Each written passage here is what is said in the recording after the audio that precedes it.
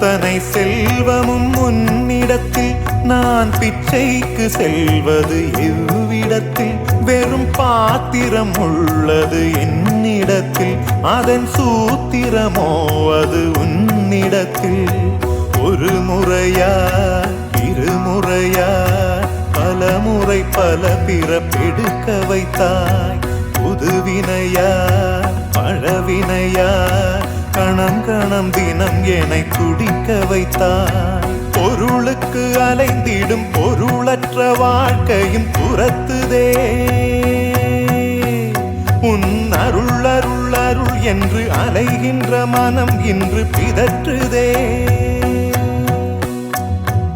அருள் விழியால் நோக்குவாய்